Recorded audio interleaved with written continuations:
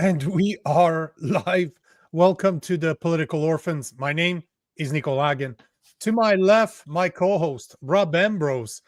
Together with our audience, we've created a space for people from all political affiliation where we can have a civil conversation to find solutions to the problems we face together. Now, here are the topics of the day. Carney is ready to put Canadians' military troops on the ground in the Ukraine. He also dropped the U.S. reciprocal tariffs over the weekend. Carney is also in Europe trying to strengthen our trade ties with Poland, Germany, and Latvia. It's estimated by Juno News that more than 500,000 new permanent residents will be coming to Canada by the end of the year. Trump announces that he might be deploying the National Guard to Chicago and New York. We also have Hatim Kheir from Charter Advocate joining us on the show at 12:30 today to speak about Castle Doctrine.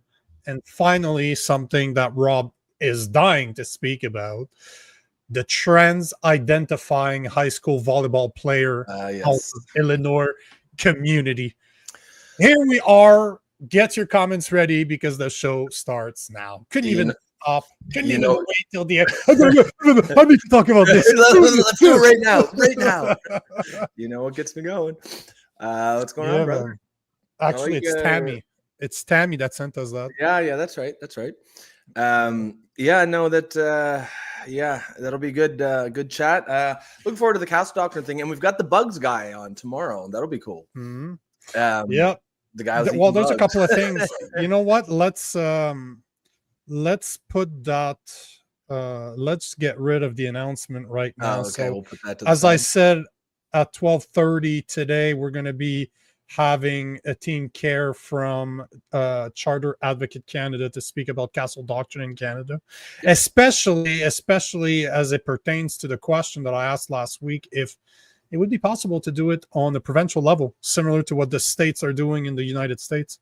So we'll see. I had a chance to speak to him before the interview, so I kind of told him where I wanted to go with this. So let's see if that's possible or not.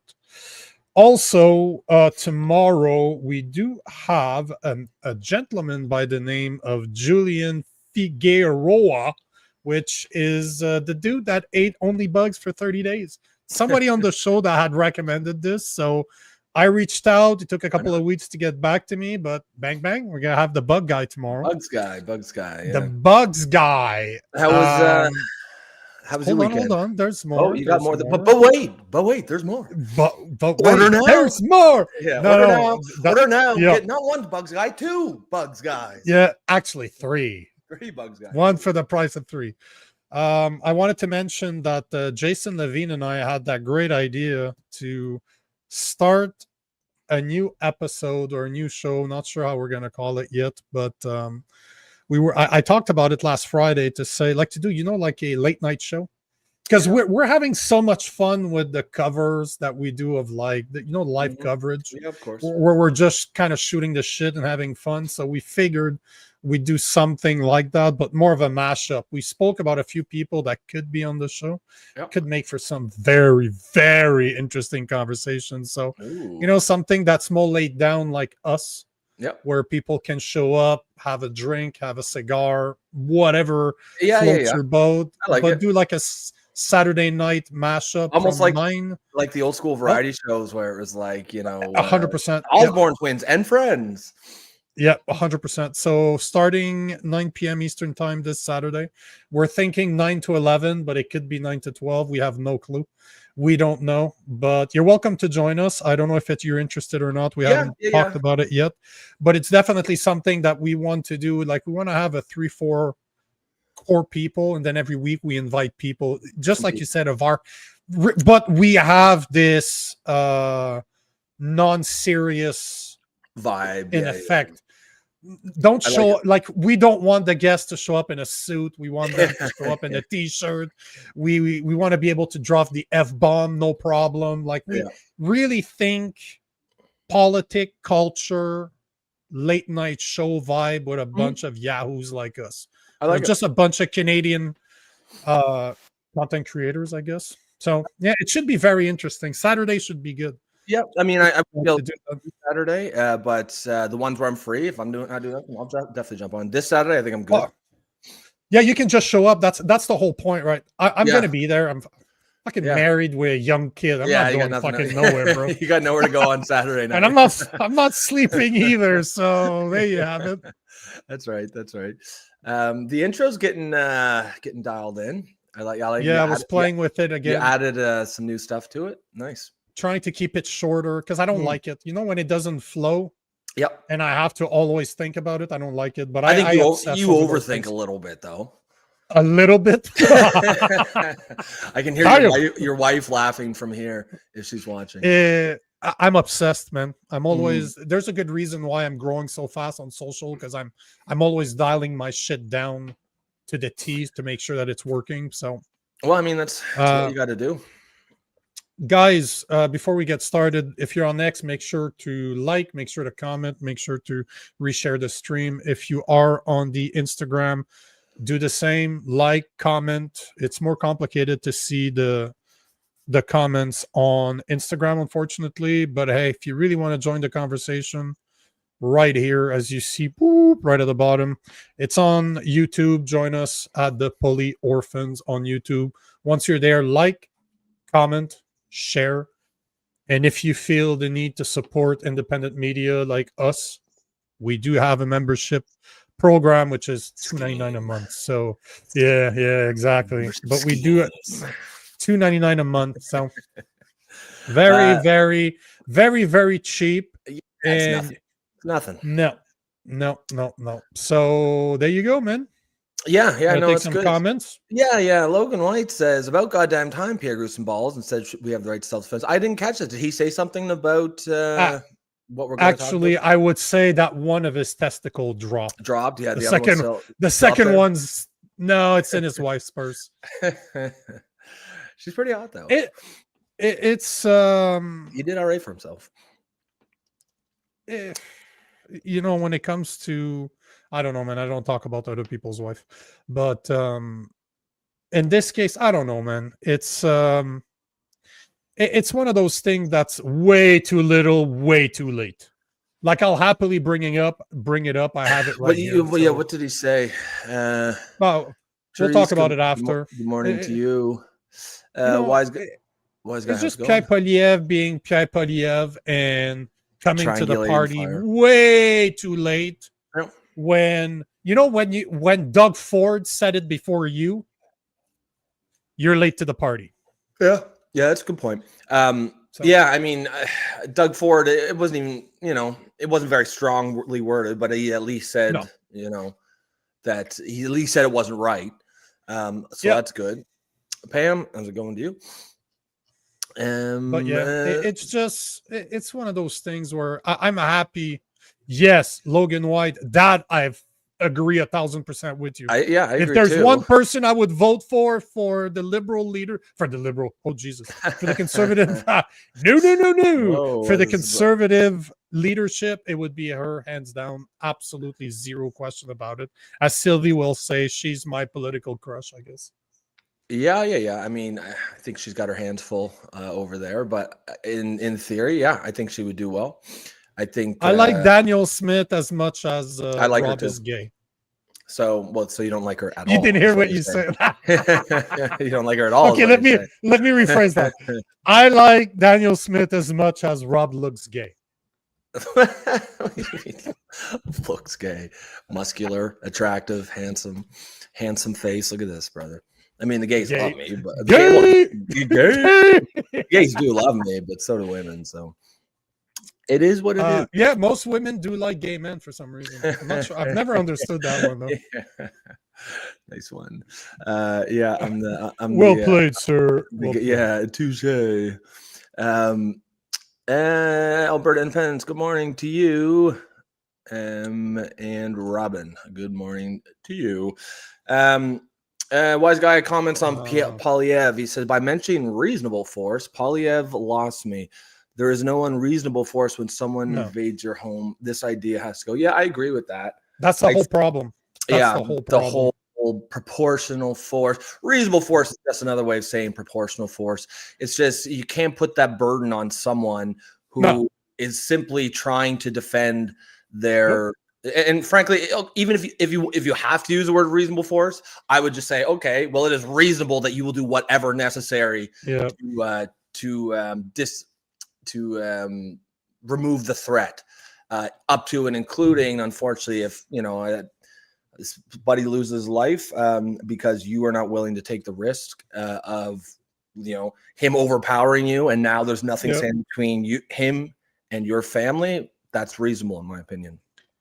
Let's table this for now, since we're going to be on it for a good good half an hour. So I agree with Robin. This is really what I want to talk about right now, because this is absolutely insane. Absolutely insane what came out of Mark Carney's mouth yesterday. He basically said on camera and to the world that he is ready to be sending Canadian troops underground in the Ukraine as part of our security warranties. So here's a video from Times News, and man, it's absolutely freaking insane. Absolutely insane. And guys, I know we've been having some problems over the past, like the 2 last shows, with streaming off the platform itself. So can you tell us if once again this is happening or not as soon as I share? Yeah, your mic is crackling. It's not. So my mic is, but I can hear it. I can hear it this time. Yeah. Fuck. It's every time I share the fucking screen on here, isn't it? What if you, I don't know, started downloading it and then playing it? Does that make a difference? Yeah, it's just a fucking pain in the ass, but it's always possible. Is the mic still going right now? It's say something else. Say something else. Yeah, it's weird. It's not as bad, but there's a hold on. I'll be right back. Yep. I'll hear Oliver Ruff there crypting your speech. I mean, who knows? Maybe. Logan says, if I were in the military now, I'd tell my CO I will not fight for a Nazi country. I mean, as someone who's in the military, one of the ways that you're trained is you have not just the right, but the duty to disobey an unlawful order. Could you make the argument that that is an unlawful order to deploy you to Ukraine? Maybe. I don't know if it would stand up in court, but I don't know. If I were in, if I was in, I would have. When I was in, I was a young, hot-headed kid, and I would have been happy to go anywhere. But now, with some years of wisdom under my belt, I would not be down with it. Jason says Rob's clear, Nico is choppy. Okay, yeah. So it's Nico's back. How's the mic? I don't know. You tell me. Sounds better. No, I don't want it to sound better. I just want it to be great, because they're having. I think I know what the damn problem is. They're having some fucking construction here, literally a block away from here over the weekend and over the 2 days prior. So I'm wondering, but last week they were doing it too. So I don't know what the fuck the problem is, but it really pisses me. Yeah. Is it still doing it? No, it's not crackling. It's not. Sylvie says she hears it. Still choppy. It's weird. It's not the wires, bro. It's not. Believe me, it's not the wires. It's the fucking platform. Really pisses me off that there's not another good platform like this one. I found another one, but not as good as this. Not as good, no. Hold on. Just give me 2 seconds, man. Yep. Robin says, I would say it is unlawful. I mean, it's one of those things where you're going to have to defend it if you want to go that route, if you want to say, no, this is an unlawful command. But, that is the way that you're trained. And not just that you have the right to disobey an unlawful command, but you have the duty to do it. So, if you are, I don't know how they could disprove that if you are, conscientious objector, as they call it. I don't know. Either way, as a policy decision, I think it's terrible. Regardless of, I'm sure the troops always want to go. But part of the contract that a nation has with its military is, yes, they agree to go wherever we send them, and that's what they sign up for. But our job is to not send them to places and put them in harm's way. That unless it's absolutely necessary for the defense or the security of the nation. That's not. No, that's the responsibility that we as a society have to our troops. And us going to Ukraine, I don't see how you can make that argument. Well, it seems like the argument's being made. So here's Mark Carney speaking about it.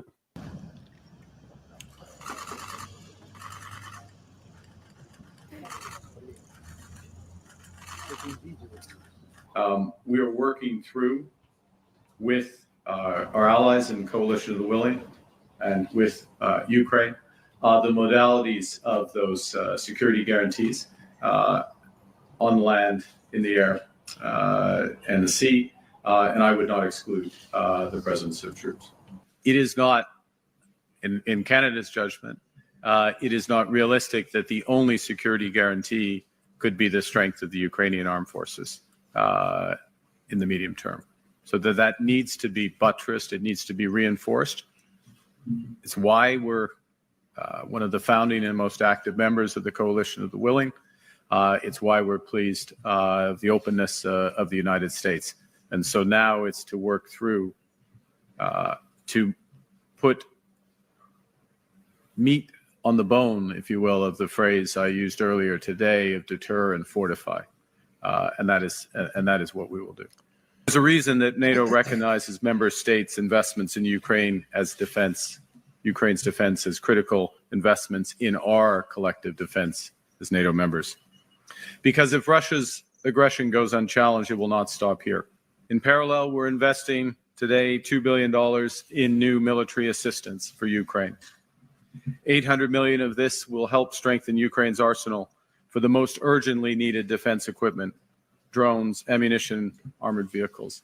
And we had a discussion today about specifying and targeting that assistance where it will have the greatest impact, and we will do so. We'll also fund over $200 million for the joint production of defense materials in our two countries, particularly advanced drones using Canadian suppliers. And another $165 million for critical multilateral efforts, including, again, enhancing drone resources, as well as more money for humanitarian assistance to support civilians affected by this horrific war. We welcome the United States' recent efforts to secure long-term peace for Ukraine and for Europe. And we'll continue to work intensively with our international partners in the Coalition of Willing to build on these initiatives. In doing so, we emphasize that the approach for securing peace must remain consistent with these principles of no decisions about Ukraine being taken without Ukraine, and no decisions about Europe being taken without Europe. So here we have it. We have a prime minister that cannot make a deal with the U.S. that now is promising to to invest $2 billion more. That's on top of the $4.3 billion that he's already promised ever since becoming prime minister. And keep this in mind, guys, that you have Carney in Ukraine right now saying that he's ready to put troops on the ground, Canadian troops on the ground, while Trump is trying to negotiate a peace treaty between Ukraine and Russia. So once again, Mark Carney seems to be doing anything fucking possible in order to piss off the US. And you know what's interesting about this?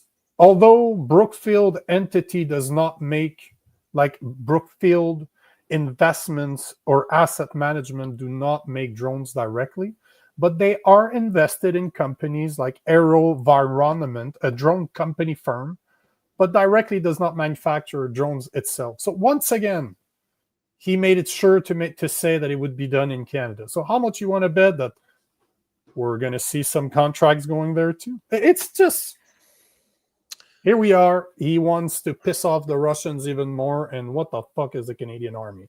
Sorry for the troops out there. I have nothing but the utmost respect to you guys. Yeah, but seriously, seriously? Yeah, exactly. I mean, what did he say? He used the word deterrent. I don't think the Canadian military is going to be a deterrent. No. They might be a nuisance. But, as Jason says, he says, guys, this is bad. If Russia engages with Canada and that does not go well for Canada, the USA will jump in, and here we go. Yeah, I mean, look, America we're still part of NATO. America is legally and contractually obligated to defend us if we get attacked. And what is the point of putting Western troops in the middle of Russia and Ukraine? In every calculation, whether you're the prime minister, but especially if you're the prime minister, but even if you're just a regular person, you always have to weigh anytime you make a major decision. What is the potential upside or the benefit of this decision? What is the potential downside? When you do that calculation here, it's skewed so crazily in the risk direction. What is the potential upside? What possible upside is there of doing that? What? That Zelensky likes us a little more? Is the $6 billion not enough to get him to like us? Why the fuck do we care if he likes us or not? And what's the potential downside? Look, I don't want to be, alarmist or extremist, but World War III, World War III. I mean, nuclear war, they are a nuclear power. And anytime you get into any kind of a shooting war with a nuclear power, there's always the potential of that. And that's why countries try to get nuclear weapons, because once you get them, typically other countries don't mess with you. But apparently Canada is. But I don't think it's going to come down to this. This is a move that has no truth. It's just political power. To me, it's aimed at pissing off Trump, plain and simple. He does not have the balls to put troops there, nor would it matter. And, as Jason said, this is very smart, because Robin was asking, what is the coalition of the willing? He's like, it's called that because they cannot call it NATO. Ukraine is not part of NATO. And that's exactly what I'm seeing. You're seeing some specific countries trying to operate outside of NATO, but all of those little countries that are trying to act tough are nothing compared to the US alone. So if Trump stands up and hey, Mark, shut the fuck up, go sit in a corner. This is all that's going to happen if Trump stands up and tells them to fuck off. Because that's why I mentioned he was just last week. They were trying to figure out a peace treaty between Ukraine and Russia.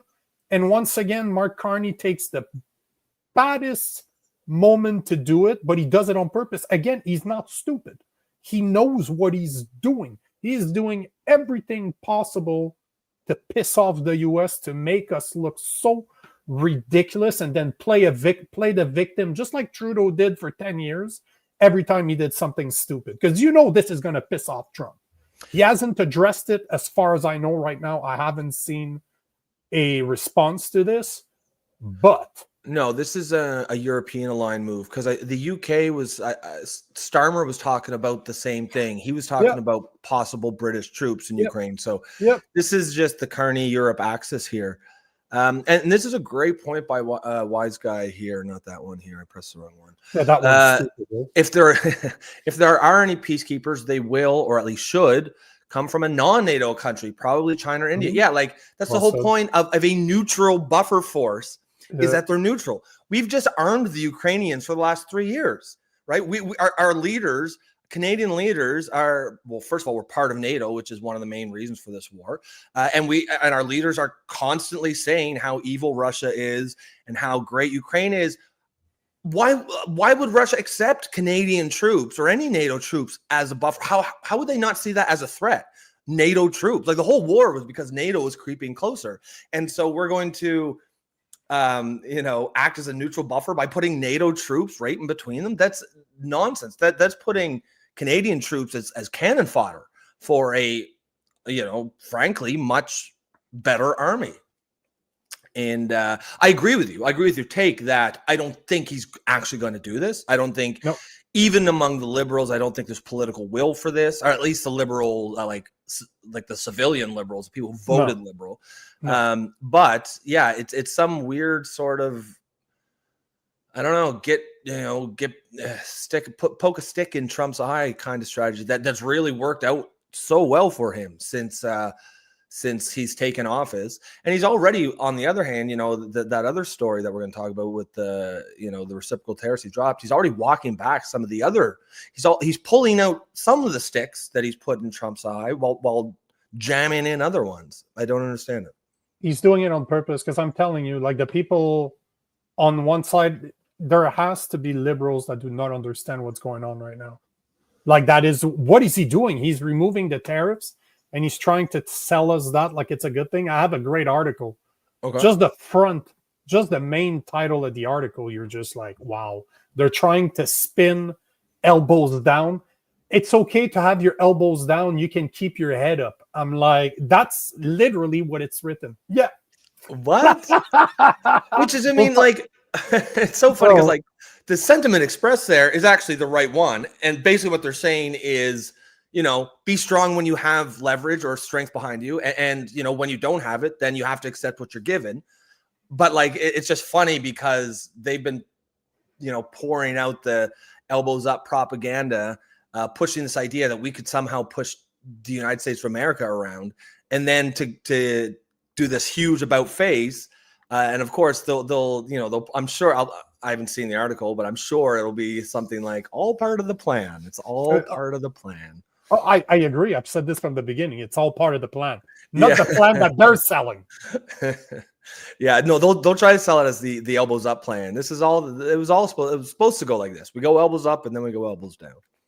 But this whole thing, though, if we go back to the Canadian troops in Ukraine, I don't see how this helps us whatsoever. It doesn't. I do not see one good thing coming out of this. Not one. Not one. No, and anyone who supports it, like, you got to ask them, okay, like, every country has to act in their own interest. That's understood. Where is Canada's interest in this? And if you're going to say, like, some vague, Russia's just, a cartoon evil villain and they must be opposed on ideological grounds, I don't buy that. That's nonsense. You got to show me, like, what are the concrete benefits? Where is the interest in Canada to be doing this stuff? Certainly it's not in our it's not in our interest to be sending, billions of dollars when we've got basically an economic crisis here at home. It's absolutely not in our interest to be sending troops.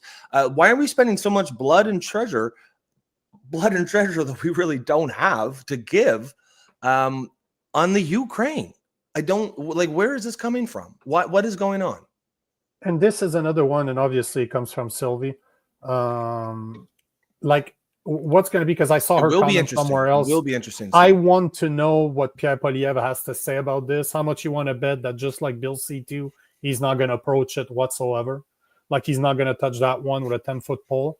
But I don't think he has a choice right now. I don't think he's going to have a choice to voice his opinion, because who in their right mind wants to send Canadian troops there? Like, if I was in the Canadian military, I'd flip in the bird. Like, you know what? I'd start recording videos right now. When you saw some of them in the US too. Mm-hmm. Just, you know what? Screw you. I'm not doing it. You want to send people there? I don't agree. I didn't enroll in the army to go fight a war that doesn't need to be fought, that has nothing to do with me. Yeah. Well, most people, join to defend their country.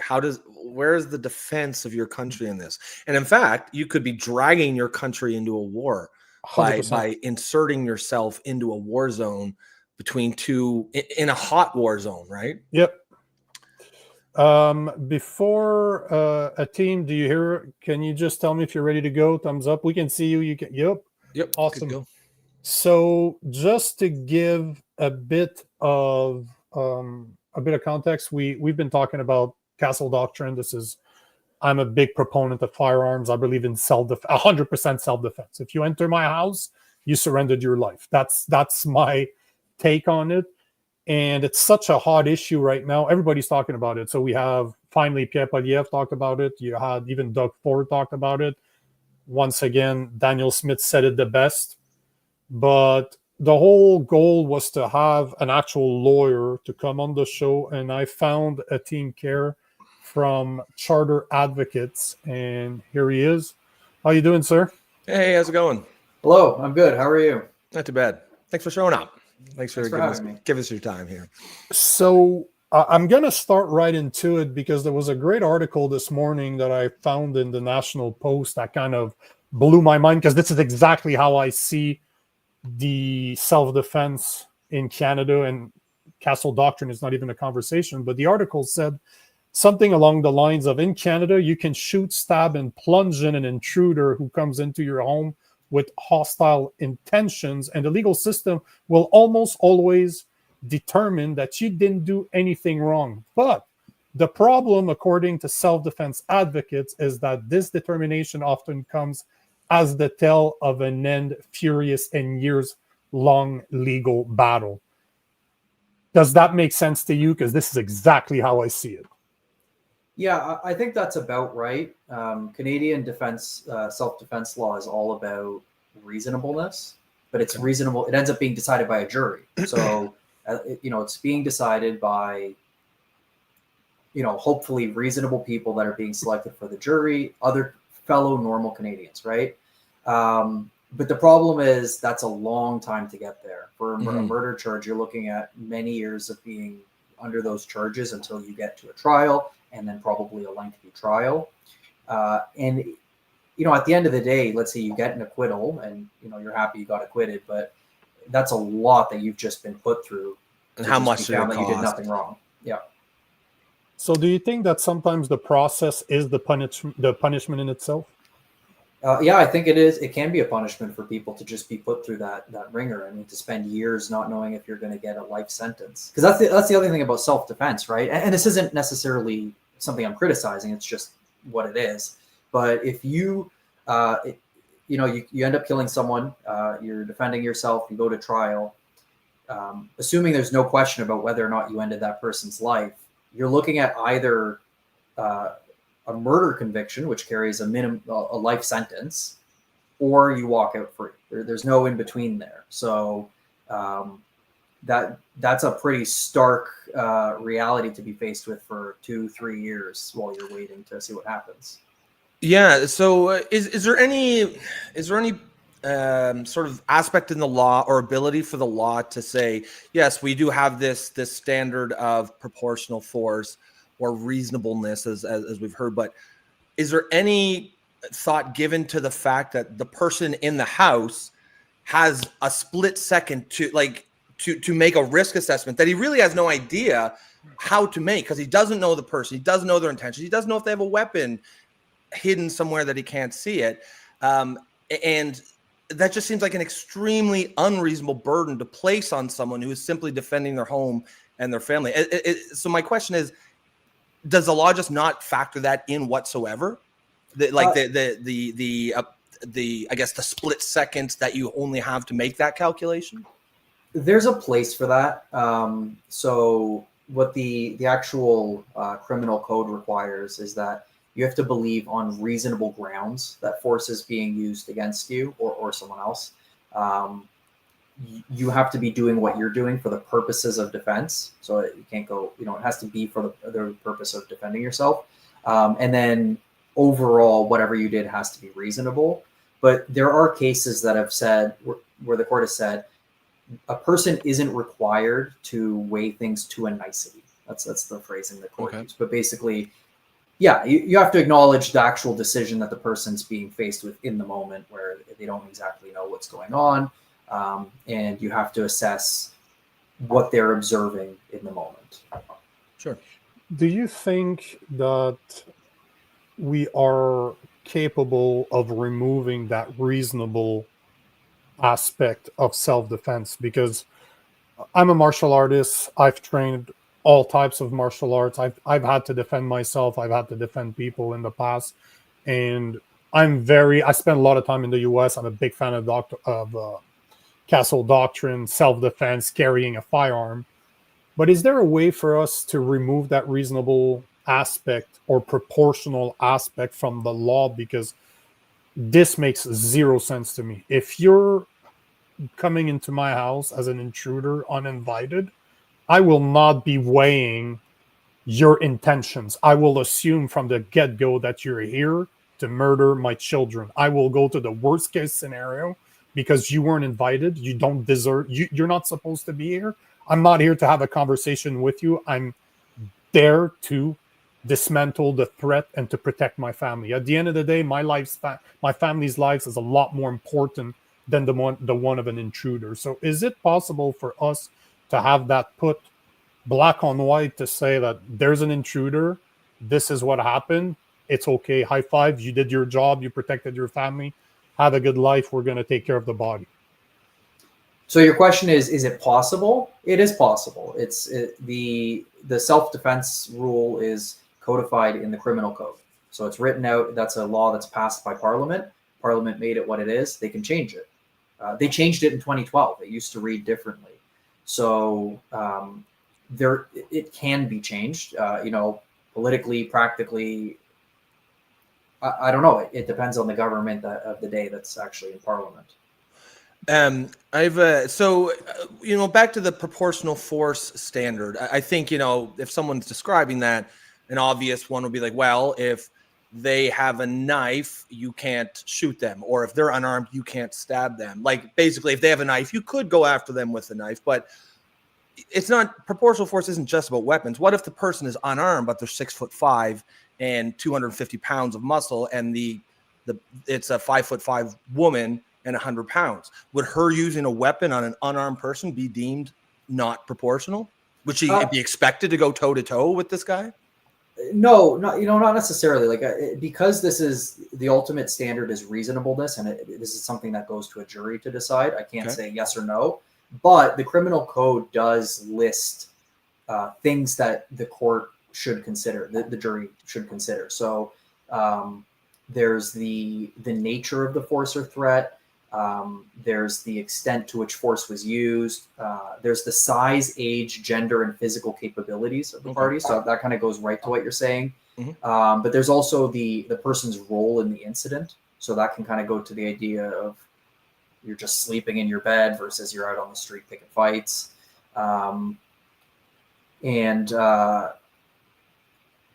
Just sort of looking here. Whether or not any party to the incident used or threatened to use a weapon. So that kind of also goes to the idea, is the person breaking into your house using a weapon or not? So there's no hard and fast rule that someone breaks into your house with a knife, that using your gun is off the table, because you can't bring a gun to a knife fight. That's not a rule. Sure. Okay. So that reasonableness standard, it's difficult to make predictions about what'll happen in a case in the abstract. There's so many factors, right? Yeah, but it is something that you kind of have to ask yourself whether or not you trust a jury making that decision. Sure. Because at the end of the day, I read the criminal code, especially section 34 and 35. One of my old clients is a prosecutor for Oakville, or at least used to be, and he printed me the self-defense part of the criminal code, and my jaw dropped. I'm like, basically what you're saying is that I'm at the mercy of the judge/jury. They will decide. It's a massive gray area. There's no black and white saying, yes, he was in your house, whatever.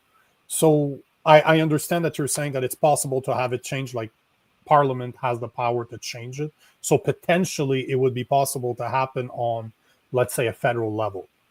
I think we can all agree that this is never going to happen in Canada, not with the Liberal in power and our conservatives not being real conservatives, being white, like really blue-washed liberals. But would it be possible for a province to do it? Because we know, if you look at what Danielle Smith's doing in Alberta, she has spoken for gun rights in the past, and she's doing something different than every other provinces are doing in Canada right now. So do you think that it would be possible to do similar to what the states in the US are doing? Because Castle Doctrine is a state law, is not a federal law. Like there are states in the US where there's no Castle Doctrine. But could we copy that and make it happen in Canada? Is there a way for our provinces to install a Castle Doctrine, let's say Alberta, into their legislation or into their criminal code, so that people have the right to defend themselves?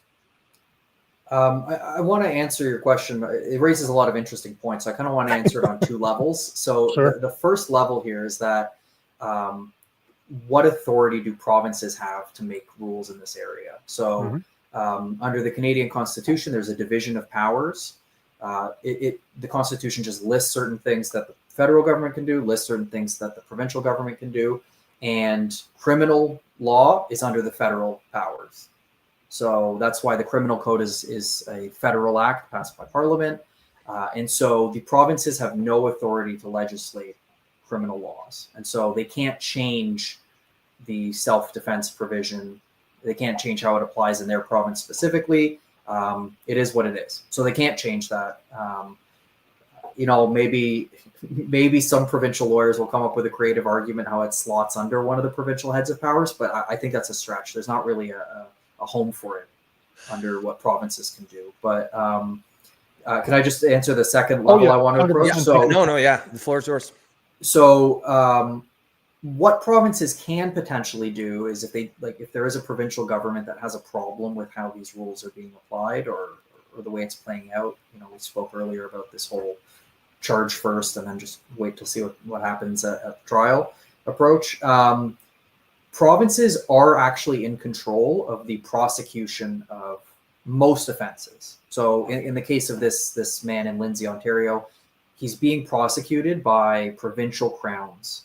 And so that is where the province gets an element of control, and crowns have discretion to withdraw charges. They can withdraw charges, generally speaking, if there's no reasonable prospect of conviction. So right off the bat, crowns should be asking themselves whether or not self-defense is present, and if so, does it make sense to take this to trial? But then two, they can also withdraw charges if it's not in the public interest. And so the government will form these policy manuals. Like the Attorney General's office will form these policy manuals that'll then go out to the crowns throughout the province that they have to apply.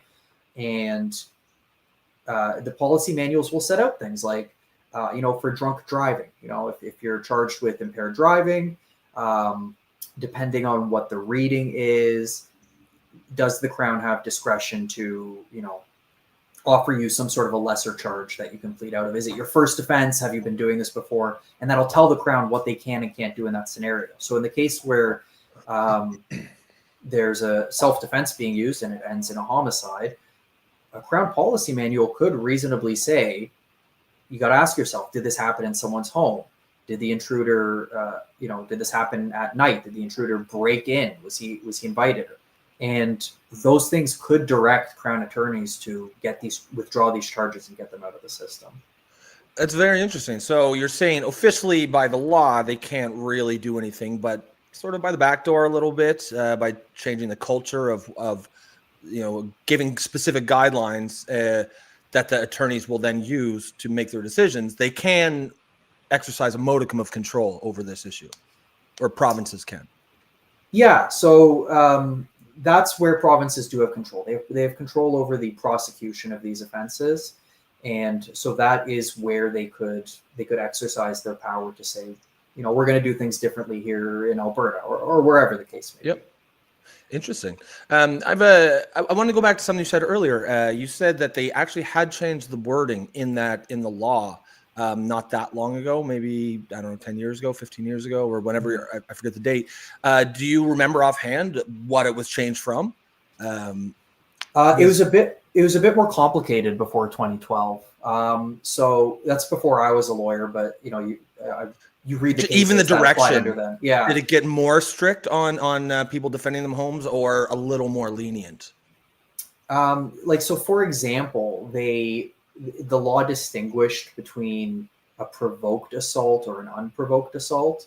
And it asked, did you cause, what kind of harm did you cause to the person? Was it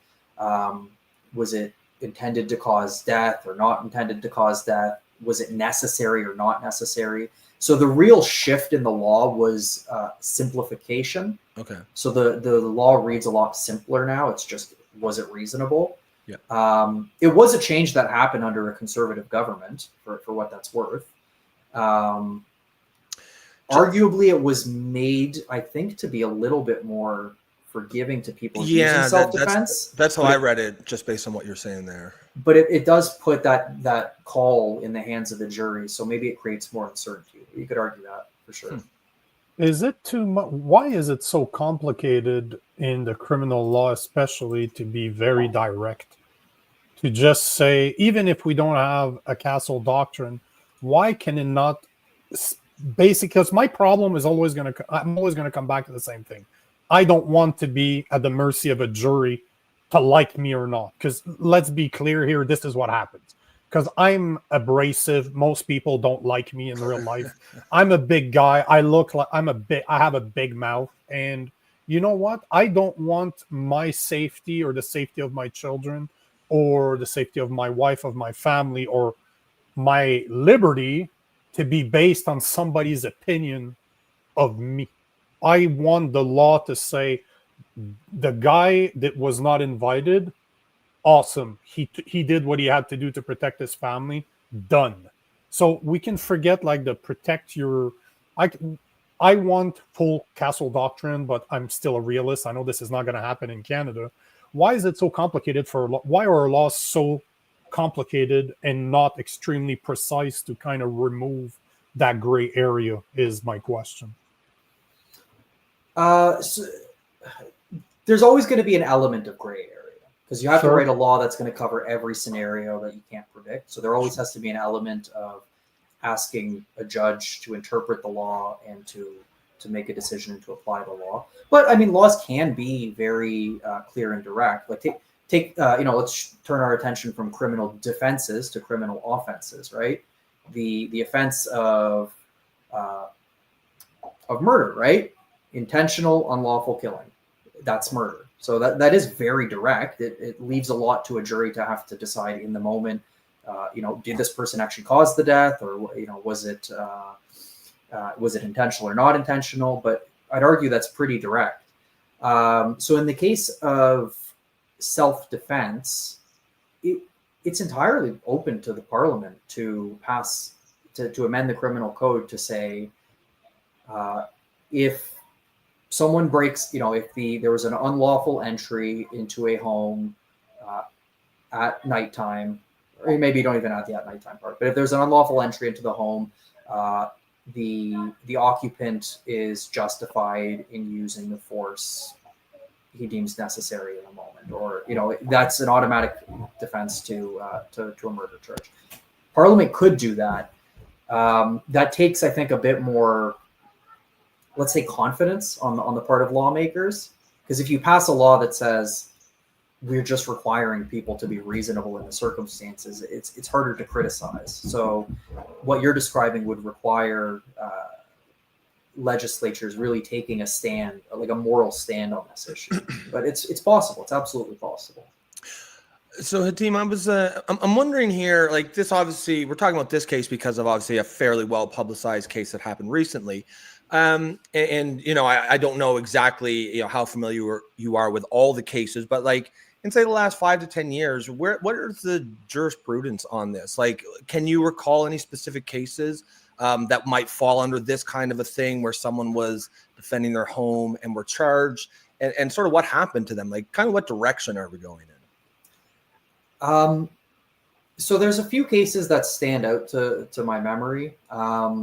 So one of them that's close to where I am. So I'm in Hamilton, Ontario, and nearby there was a man named Peter Kill. I think I'm pronouncing his last name came correctly. up last week. Yeah. Khill. So he was acquitted, actually. So someone entered his property, was going through his vehicle, and then the thing is, he grabbed his firearm and left his house and went to approach the person at the vehicle. So he actually got acquitted at his first trial. So that means the jury heard all the evidence and decided that he was validly using self-defense, and he was found to be not guilty. But then the Crown appealed it.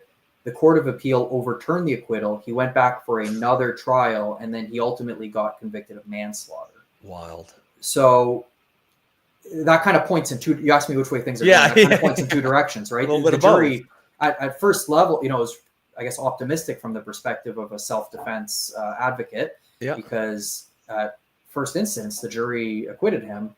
But based on the instructions, I'm trying to remember now, but based on the instructions the judge gave to the jury, the Court of Appeal overturned the acquittal. So is that why? Like, is there a double? I was going to ask about double jeopardy. Like, would that not be in effect here and prevent him from being charged for the same crime twice, or is it only because there was an error within the judge's instructions? Yeah, that's exactly right. So if he was acquitted and then And there was that was allowed to sit, Yeah. they couldn't just charge him again and try again. But within the time periods, they can bring an appeal, and then if they the appeal is granted, they can So hold get on. another So kick at the can. the question here, because if you look at the case of McDonald, which is the man that just had what happened in Lindsay last week or the week before, and you compare it to Kheir, the man from Lindsay attacked the intruder with a kitchen knife,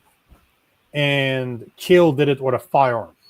I know for a fact, as a firearm owner in Canada, I am not allowed to defend myself with a firearm. This is not, I cannot go to my course and say, hey, I want to have firearms in Canada because I want to defend myself. The only reason I'm allowed to have guns in Canada is to hunt and sport shooting. So is that what the problem is here? Because guns, I know, cause an issue with a lot of people when it comes to the court. And the second part of that question is, why is it such a big deal? If I'm a legal gun owner, why is it a big deal for me to use my firearms against an intruder that I have no idea where they're in my house? So it's not, I feel like I've been saying this the whole time. It's not that black and white. There's a gray area. Of course it is. So there's no rule that you can't use your firearms for self-defense. I'm also a firearm owner, and I think what you're talking about is that when you do the course, they tell you can't own firearms for the purpose of self-defense. You can't say to your non-restricted instructor, that's so ridiculous. Hey, why do you want guns? Because if somebody enters my house, I'm going to shoot them. Can't say that. They're not going to give you a license. So your reason must officially be target practice or something. But if you have it though, you can use it just because it's there. That's right. Yeah. So ridiculous. So again, it's reasonableness, right? So the jury's deciding, was this person's use of a firearm reasonable in the circumstances? So some of the things that weighed, it's been a while since I've read the case, but some of the things that weighed against Peter Kheir in his situation was he grabbed his firearm and he left his house to go down, to go see what, to go stop the guy who was rummaging through his car at that moment. So that's different than the Lindsay man. Yeah, because what you're talking about, protection, self-preservation, and protection of property. Yes. I can see that in my head. There's no difference. Both are the same. But I understand in Canada, you can't really defend your property per se. Your life wasn't in danger. That's where most of the cases reside, right? Yeah, and there's also, if I'm remembering correctly, I might be going out on a limb here, but I'll just, to the best of my memory. Sure. What happened in Peter Kheir's case is that part of the instructions I think that the court took issue with was what's the window of time we're looking at to assess reasonableness. So in the moment, he's outside facing this man, and then the man went to turn around and he thought he had a knife. That was his evidence, if I remember correctly. And so in that moment, is it reasonable to use a firearm? You might answer one way, but then if you look at the whole interaction and say, well, okay, was it reasonable for him to leave his house in the first place? You might get a different answer. So that also goes to that kind of affects whether or not you consider it's protection of property or protection of his person. Because you cannot. What is the rules regarding protection of property, right? Because obviously you can, at least in theory, protect yourself from grievous harm. But what can you do to protect your property? I assume you can't, attack someone with a weapon. So it's actually very similar. You have to believe that you are that it's your property, that you own it. You have to have reasonable grounds to believe that. Okay. You have to have reasonable grounds to believe that someone's either entering, taking, or damaging the property without lawful authority. and then you have to be doing what you're doing to prevent them, and it has to be reasonable in the circumstances. I believe there's case law that says it's not reasonable to use lethal force to defend property. Okay, that's kind of what I thought. That is just insanity to me. Well, that especially whole because thing, it can so quickly turn into, like, you know, if you interrupt someone who's just breaking into your car, and now he immediately turns on you, and now it's not property anymore, right? Now it's you. Yeah, and the Peter Kill situation highlights that, right? It's defensive property can turn into defensive person pretty quickly. Very fast, yeah. It's not a clear line. And I don't see it as a bad. In the instance, I see somebody going through my garage, going through my car. What's to say that the next step is not to come into my house? You know what I mean? Like if you're ready to do it to my property, what's preventing you from entering my house next? This is where my mind goes. And if I see you outside, I'd much rather catch you outside when my family's safe inside than to even consider the possibility of you trying to do that to my house where my family is.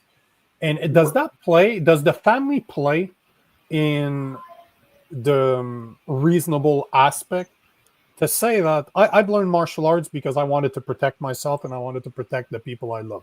That's why I've done martial art for more than 20 years. That's my sole reason for doing it. Is it not fair for me to say if somebody entered my house, my wife was there, my newborn son is there, I heard noises, I ended up there was a dude in my house, I didn't ask question, and unfortunately he's dead. That's not my intention, but if that's where it goes, I'll talk to God.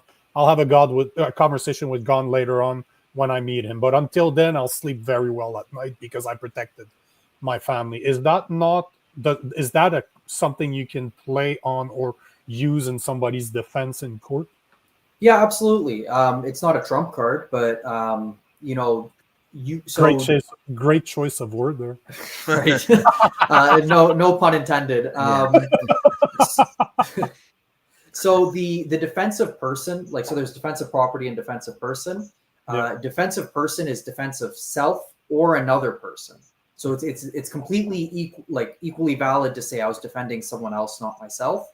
And so this is where a person who's accused when testifying will explain why he did what he did, and he'll explain my family was in this room. I was worried. I was worried the person might have a firearm or whatever, and I didn't want that entering the house. I figured they would be safer if I took it out of the house, and they could explain that. And then it's on their lawyer to argue that that's reasonable, and then it's up to the jury to decide whether or not it is reasonable. There's a comment here from Bumpy Johnson. He talks about the Gerald Stanley case. Are you familiar with that one? Yeah, somewhat. It's not a case I've looked into. It was a big deal when it happened. So they actually really upended a lot of rules in Canada as a result of that case. So what happened is it was very similar to the Peter Kill case. I think they happened pretty close in time to each other. Someone very, very similar situation of country home, someone broke in. I don't remember the details if it was in the house or out of the house. Unfortunately, I don't remember that. But essentially, the homeowner used lethal force and killed the one who had come in, the intruder. Right? The intruder. So, and he did get acquitted. Okay. And that's the end of it. As far as I know, he's now living as a free man, no criminal conviction. What happened after that, though, is that there was a big outrage with how they selected the jury. So interesting. At the time, there was something called you bring in the big pool of jurors, and then you bring them up one by one until you fill up the jury with 12 people, right? Mm-hmm. Mm-hmm. So you can challenge a juror two ways, or you could at the time. You could challenge them two ways. You could challenge them for cause. So this is where you're going to say, I object to us having this juror on the panel because I think he's biased for some reason. Mm-hmm. It's kind of hard to argue because there's only so many questions you can get into with a juror to really try and pull out what their views are. Can you ask their criminal history? Could you say, well, he's been convicted of breaking and entering, so he would be biased, or would you not be allowed to ask that? General questions that they can get asked are things they will get asked, is there any reason you believe that you cannot be impartial between His Majesty and the accused. Sure. There have been cases where like there's a racial element and they get approval. You have to basically get permission from the court, but they'll get permission to ask questions like, does the race of the accused and the victim affect your ability to decide this impartially? But they are defense counsel and Crown counsel, I suppose, are very constrained in the questions they can ask on for-cause challenges. Sure. So the other way you could challenge jurors it was called a peremptory challenge. So that was an automatic veto. No you got reason at all. Yeah, you got a certain number of them, and then depending on the offense you're charged with, that would determine how many peremptory challenges you got. So murder was the highest number. I don't remember what it was, but so. And what was he charged with? Murder? Stanley, yeah, Stanley, he wow. was. So the accusation in that case was that the defense counsel used peremptory challenges to remove First Nations people from the jury. So because the homeowner was white, the intruder victim was First Nations, and so the accusation was that he used, because it's no questions asked, the peremptory challenge. So there's this big uproar that peremptory challenges were used in a racist way. They amended the criminal code. They removed peremptory challenges altogether.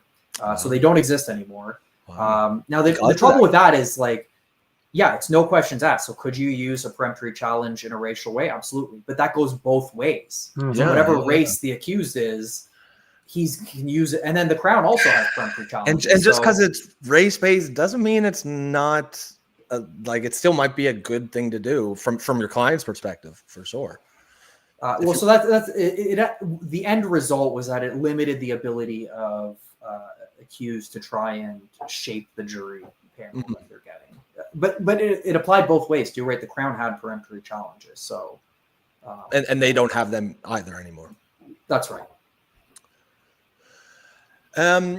So I think I've got probably just one or two more questions, and we'll let you go. But about this case here, the Lindsay case, not sure how familiar with, but just based on, I mean, I know it's a huge crapshoot when you go to the courts, but what do you think about this case? What do you think are his chances? And you know, if you were defending him, what route would you go? I have unable to answer that because they've been very locked down on the details of the case. So I'd be speculating as to what's actually going on. Sure. In terms of what route I would go, I don't think this is the kind of case that ends in a guilty plea. I think for good reason, anyone who's charged with, like, the Crown's not going to plead it out. And so he's going to have to take it to trial and try his best to explain why. And to a jury. Himself. Yeah.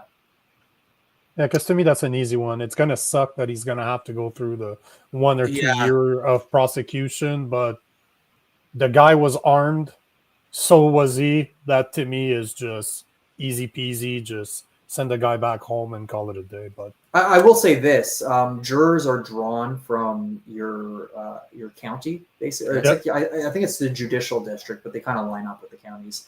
But anyways, this guy's from Lindsay, Ontario, and so it's relatively rural, and so other people are going to be drawn from that area, and I think that also affects how a jury would react to the case before them. Is there a possibility that the Crown could ask for a change of venue based on anything like that, or is that not? There's no avenue for that. There are ways to request a change of venue. It wouldn't be reasonable for a Crown to request it because they think people who live in a particular area are more accepting of self-defense. Yeah, sure. Do you got any more there, Nico, or what? No, literally, I wanted to know if it was possible to have a provincial way to do it, but it seems like there's workarounds. Yeah. But there's not really a way to do it like they do in the US because of what you said. The criminal code is really handled by the federal government and not the provincial. But that could be something, hopefully, that somebody like, if Alberta is to become sovereign, still within Canada, but sovereign, maybe there's a way for them to bring that in, to say we'll be responsible for our own criminal law and we won't take the federal one. So on that note, Hatim, I mean, obviously you would know a lot more than me how the machinery of the justice system works, but do the Crown prosecutors, Like how closely do they hew to these sorts of guidance from the provincial policy statements?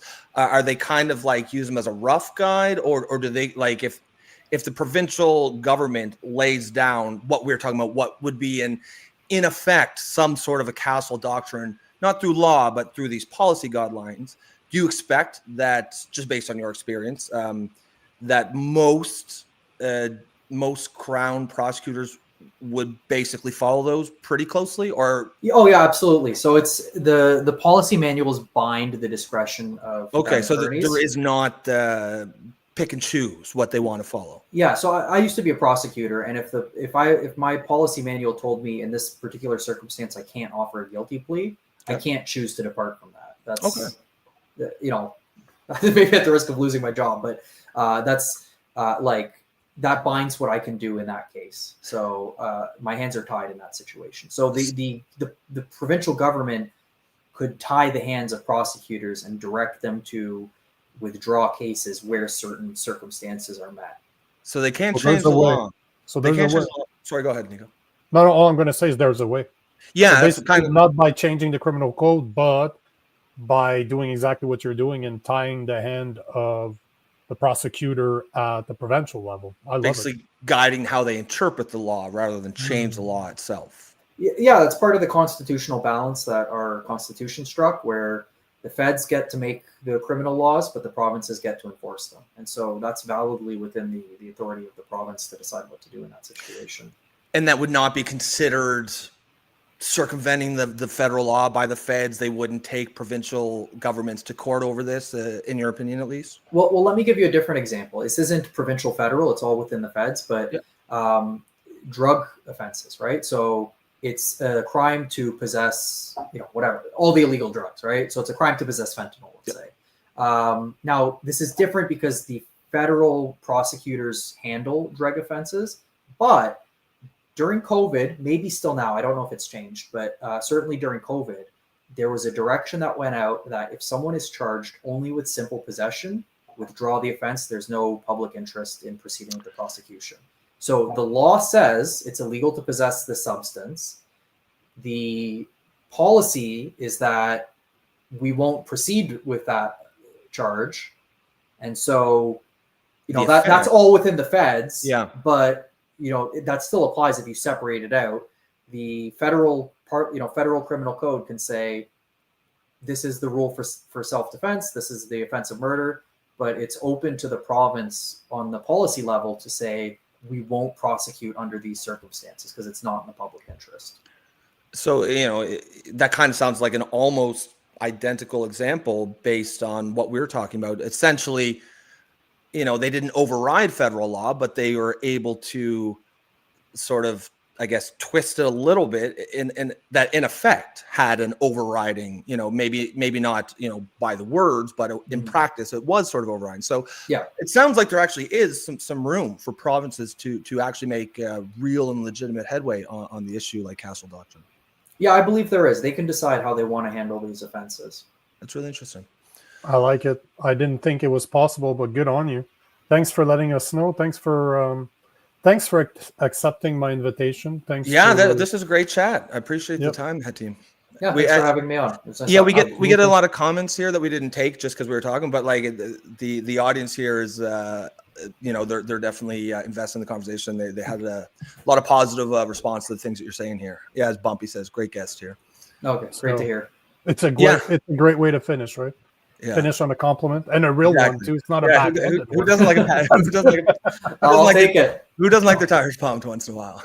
Well, thanks again for being on the show, and maybe we'll have you on. I'll keep you on tab because I always like to have experts show up when there's something in the news that is that needs our attention. And if that happens, I'll put you in the Rolodex. You're old enough to know what a Rolodex is. We'll have our people call your people. Our people. Feel free to reach out. Yeah. So that's me calling you, basically. Thanks again for your time. Thanks. Okay, take care, guys. See ya. Yeah, quality guests, man. We give you credit where it's due. To you, that is cool though. For getting these guys. The quality of the guests on this show has been really high. And you know, I think the audience maybe because we're so retarded, you went everybody sounds super intelligent. You know what, like, though, we're a bunch of goofballs, but I think we get a lot out of these guys, because I think we ask decent questions. Mostly just questions I feel like the audience are listening. And sometimes a lot of the questions will come from things that I'm seeing here. But yeah, it was actually a really informative chat. He's a clever guy. I like what he said, to actually change it on the provincial level by kind of forcing the prosecutor not to go after those type of offensive, as long as there's an intruder. The guy defended himself. You know what? Just let it be. Don't touch those ones. I like. It's not bad, actually. It's pretty clever.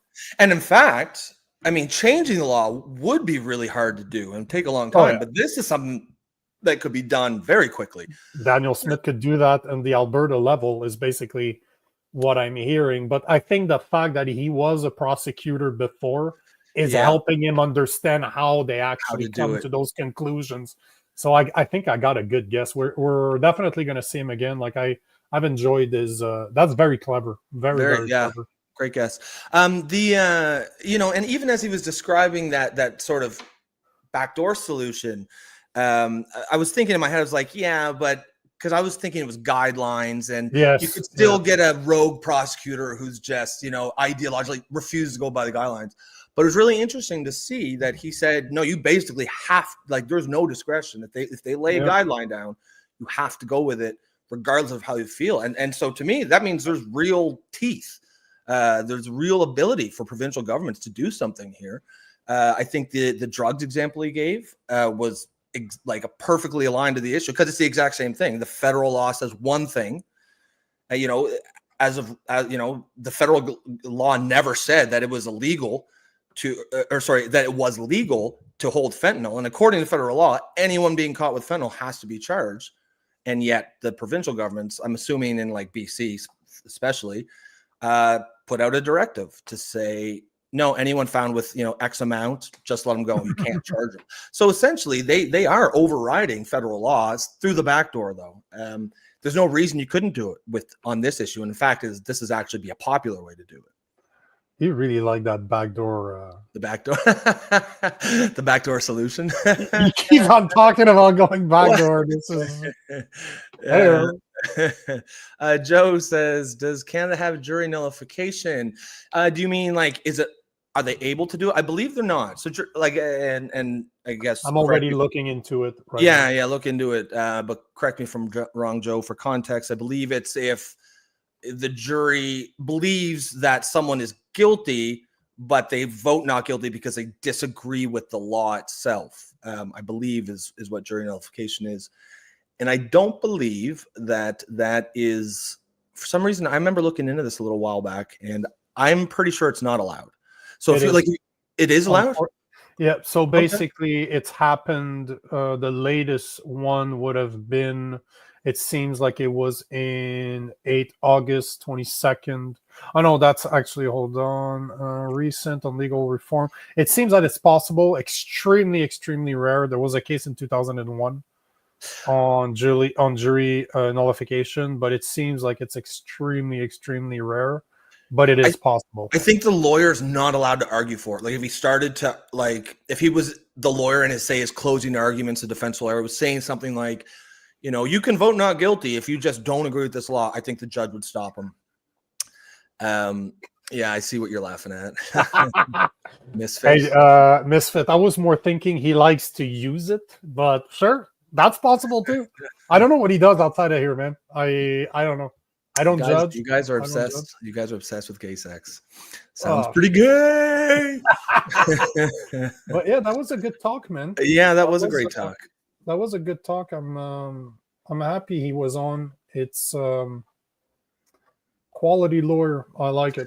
Yeah, and good talk, good chatter too. Not everyone is, right? As Jason says, the jury can acquit with a constitutional wink. Yeah, I don't think the defense lawyers can argue for it, but I think if you're smart with your words and you kind of dance around it and you get, say, a good jury foreman, I think they would probably it would basically have to be up to the jury to decide it on their own. And I want to address a question. I think it was from Bumpy. Yeah. I wanted to talk about it, but I can't. So, Nico, did you see the Raja Jackson story over the weekend? Rampage Jackson's son assaulted a wrestler. I saw it. I just can't show it. Like every single video, you cannot find that video on YouTube anymore. It gets pulled down. It gets banned. So I don't feel like having the channel banned over this, but I can talk about it. Basically, Raja Jackson is the son of Rampage Jackson, old UFC fighter. He was world champion. He was also world champion in the UFC. Was world champion in Pride in Japan, which he has one of the best. He's a bad dude, basically. One of the best knockouts ever. He literally picked up somebody above his head, suplexed him on his neck, knocked him out cold. It was awesome. And he did that to one of the best fighters on the planet. Literally picked him up, pure power, and just slammed him. He's a crazy man, like Rampage Jack. That's why they call him Rampage, right? Yeah. He's crazy. But his son was at a WWE style event, like a smaller promotion. Is he a fighter as well, or just? I don't think so. Probably knows how to fight. It seemed like he knew how to throw punches the way he did it. Sure. But it seems like there was an altercation between him and a certain wrestler before the event. And then at the event, he was invited, I think, one of those WWE style, like the guys on stage fighting, Raja's in the stands in the first row. Something happens, he jumps under the rope and he jumps. Okay. So he basically goes under the ropes, grabs the guy, like he picks him up on his shoulder, slams him on his head, similar to what his father, not quite the same. What Rampage did was way more awesome, but he smacks him on his back. The guy's out cold. He sits on his chest and starts throwing real punches in his face. They weren't fake. He is just wailing, boom, boom, boom, boom. And, no. And he goes probably 10 punches that are unanswered. The referee can't control the guy. He's not a small guy. No, because it's a real fight now. But one guy's unconscious. Like the wrestler that was a veteran is on the floor, knocked out. Like the suplex, like the way he threw him to the ground, he threw him to the back of the head. Yeah. Whoop, went out, but he literally sits on his chest and starts bombing him on the. So what happened? Were they supposed to fight, and he just went crazy? So the part is that you had to have wrestlers. There's some outside wrestlers that showed up, and one finally kind of grabbed him and pushed him off of him. And then Raja is saying that, that's what he was asked to do. He was asked to throw punches, which bullshit, punches. Bro. You don't. People can say that wrestling's not fake because you don't throw. No, you don't. Those guys are crazy. Don't get me wrong. Crazy, I know guys that do crazy athletes. Oh no, but they get injured all the time because they're thrown in really fucked up situations. But they don't throw 100% punches. Real punches. They will smack each other in the face. They'll cut each other, but never when they're throwing each other, they're really getting thrown. Right? They get hurt, but they're not punching each other in the face. But the guy was completely unconscious from the slam. He sat on his chest and is just throwing bomb at an unconscious guy. So it was supposed to be an official act in the show. It was, from what I gather, from what I could find yesterday, he was part of the show. Okay. But even I haven't had time to actually read the release, but even Jackson, the father, is not impressed by what his kid did. So it was, as much as the punches weren't that great, the punches were not the guy is not throwing bomb the way his father is able to throw bomb. Sure. But there's some of those punches, man, that landed flush on the chin. And if you've ever been in a real fight or you've ever knocked out somebody, it doesn't take a lot of power to knock somebody out. You just clip them on the chin properly. That neck snaps back or snaps sideways. Yeah. Normally it's a done deal because at the end of the day, people might not know this, but you lose consciousness when your brain, which is floating, smashes your skull. Smashes the inside of your and that's when you get brain damage too as well. And the fact that he's just continued to throw unanswered bombs, this is what's messed up. Already that he slammed him, and I guarantee you it was not in the books to knock him out with the slam. But on top of that, this would have been forgotten how many times has a wrestler got knocked out for real in front of millions of people? It's fine. It shit happens. Like if then you're you stop, right? You stop. And you stop what you're doing. Yes, but he just continued. He just threw punches. It was like Bumpy adds a bit of context here. He said the wrestler he attacked thought he, I assume Raja, was a wrestler. No. Hit him over the head with an empty beer can. The man apologized when he realized Raja wasn't a wrestler. Raja accepted the apology on camera. Is this before the attack? Yes. So he apologized. So then what was he just sitting there just stewing and just getting angrier and angrier? And well, I didn't want to repeat this stuff because I have no confirmation that it's true or not. But I also read somewhere that Raja's a young guy, right? He looks like he's in early 20s. Is this something to do with it here? What Bumpy says? And the problem is that from what I've heard, he was getting destroyed in the comment section of his life. Oh, and he's like getting embarrassed. So he was probably just sitting there reading the messages that he was. But getting, you can't do bro, that, just got received. Yeah.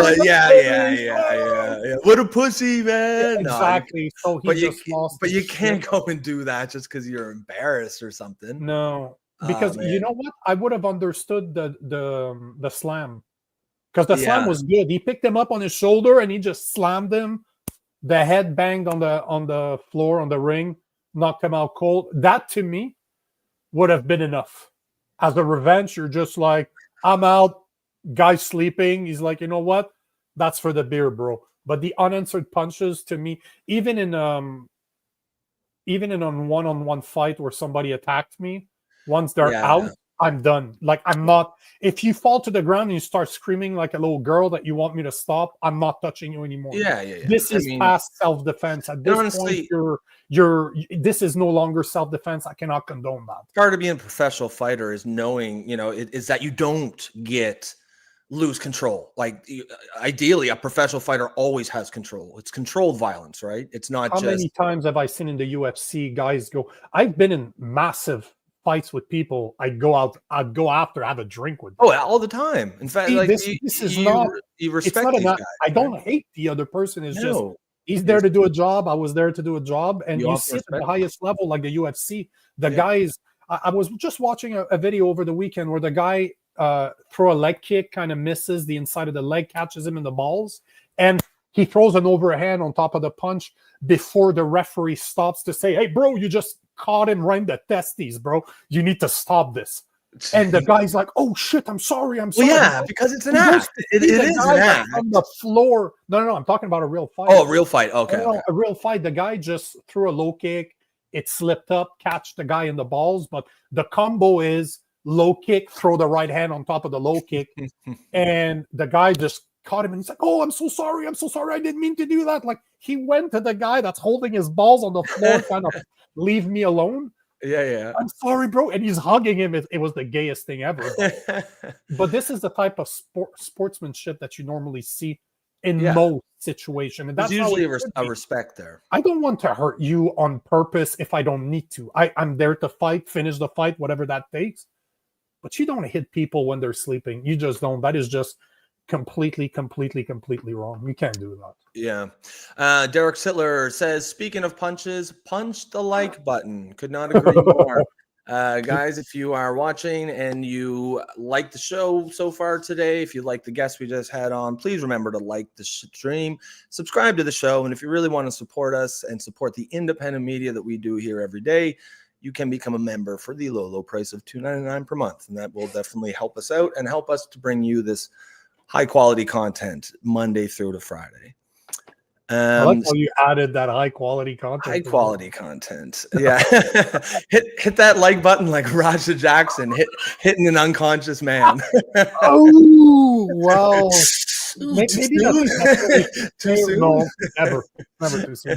Maybe that's what we should say from now on. Can you guys, if you like the show, Raja that make like Raja Jackson and hit just Raja that like button, guys. Raja that like button. Sylvie says, can you believe they still pinned him to count out the fight? Did they actually? That is wild. I mean, dude was unconscious. They still pinned him down. So the ref counted it out and everything. I don't remember seeing that. All I remember is the guy. It's a shame I just can't show the video. Why like, why does it get pulled off? Is it like what's because it's pretty violent, and okay. probably that the company that owns the right, the wrestling, it's like the UFC. If you're trying to put UFC fights that weren't free on TV on YouTube, they're going to remove it for copyright infringement. Yes. But in this case, I think it was pure violence because it is really, really uncool. Really? Like, the guy's knocked out. How like is how the many guy times? doing Like now? how many times have I seen that in fights where somebody gets knocked out? You're not sure. You step over. You punch him one more time, and then it's out. The referee just pulls him. But this is not a fighting referee. This is a wrestling referee. I guarantee you that guy has never seen a dude get knocked out like that and get punched in the face because he didn't know what to do. Well, it's super easy to take that guy off. You grab him by the midsection and you just pull him off. It's not hard. Like people do it all the time in the UFC. It's not complicated. Is he a big dude? I assume he's probably pretty big. He's tall and skinny. Okay. Rampage Jackson's like his father's a 6'2". He used to fight at 205 ripped, so he's probably a 230, 240. Now he's ballooned. He's fat as shit, so he's probably more like a 250, 260. Quentin Rampage Jackson. Quentin Jackson, yeah. He's a big boy. He's a bad looking dude. I'm looking at his face right now. Oh, yeah. I would not want to square off against that. No. He had good power in his hands. Not much of a kicker, but he could throw bombs in his hands.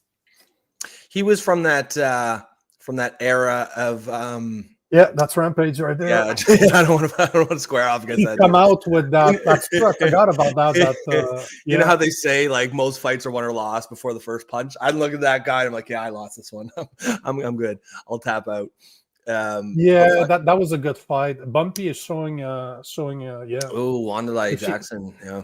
Do you remember Wanderlei Silva? Yeah, Silva. Sorry. Yeah, no. The axe murderer is how they call him. Well, he came from that like famous Brazilian fighting family, right? Oh yeah, where the guys knocked each other out. The whole family is. No, you're talking. No, you're not talking about the same thing. You're talking about the Gracies. He doesn't come from. Oh, you're right. Yeah. He's Brazilian, but he comes from one of the craziest gyms where those guys, like if you look at Shogun Rua, which is another world champ back in the days, they used to fight until they knocked each other out, like training wise. Those guys are sparring sessions, knocking each other out. It's insanity. That's a different breed, man. And now you have fighters now that are barely doing, like you look at a guy like Conor McGregor when he was at the top, said that he barely sparred because he didn't want, because you only have a certain amount of times you can. You only have so many punches. Yeah. Yeah. And once you get there, like you look at a guy like what's his name, Mark Hunt. Yeah, massive Samoan that used to literally Mirko Cro Cop in his prime that was recognized for knocking. His saying, just to put it into perspective, imagine a 6'2", 225-pound ex-Croatian special forces turned fighter. He had his legs are the size of my waist, and he had a saying. He's a lefty. He's like, if I kick you with my right, you go to the hospital. If I kick you with my left, you're going to the cemetery. That was his thing. He kicked Mark Hunt square on the jaw. Left kick. Mark Hunt just took it and continued walking. Today, Mark Hunt, you do this. He falls asleep because nothing. He relied on his chin. Like he would go in wars, knowing that he would take a few in order to just give one. Yeah, it's funny. I was just watching the other day a pretty long documentary, Ken Burns documentary about Muhammad Ali, and like the whole thing, this whole life through his fight. And even by the time he was like 35, man, he was like slurring his speech. His brain was messed up because he was taking so many punches. I didn't realize how much punishment that guy took. I thought he was sort of like which one are you talking about? Muhammad Ali, boxer, and yet he was the one dominating people. Yeah. Well, his whole thing was, float like a butterfly, sting like a bee. He didn't really get hit much in his 20s. And then he only realized he could take a punch late 20s, early 30s when I think he was fighting Floyd Peterson or one of them. But anyways, yeah. But it don't matter how good you are. If you get hit in the face so many times, like you said, you only get so many of them before your brain turns to mush. Yeah, and I've met some of those guys. Some of my heroes I was watching in the UFC back in the days because I've been in the martial art community and I used to train fighters, right? I got to meet some of them, and man, what you don't see behind closed doors, it's insane, man. Those guys are in their 40s, their 50s, and they're trying wild, to just wild, and they have no protection.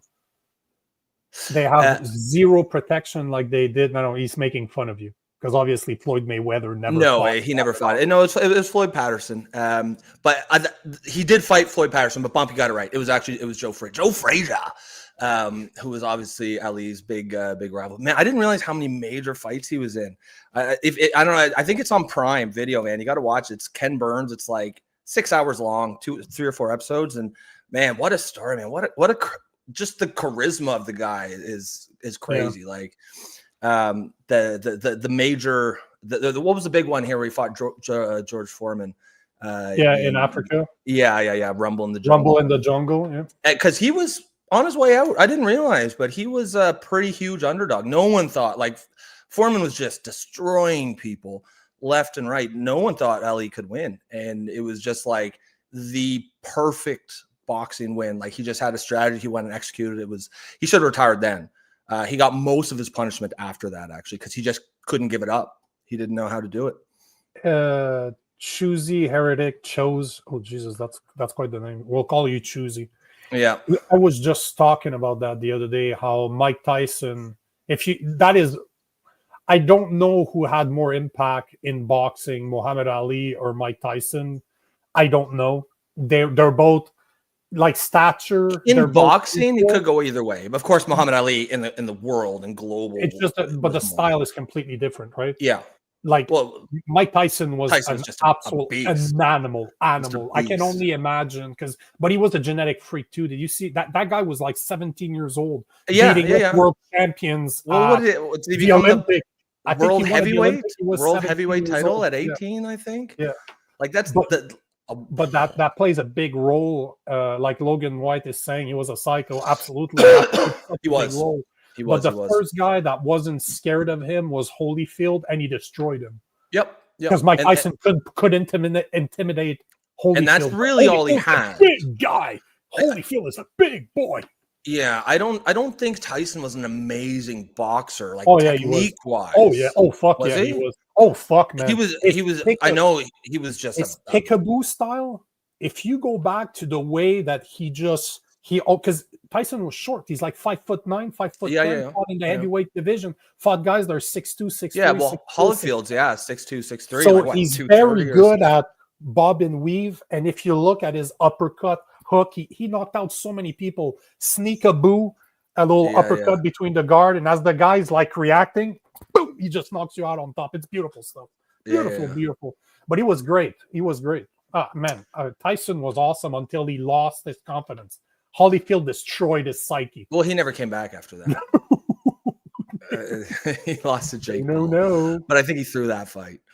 God damn, this is a conversation I love. Costa, right here.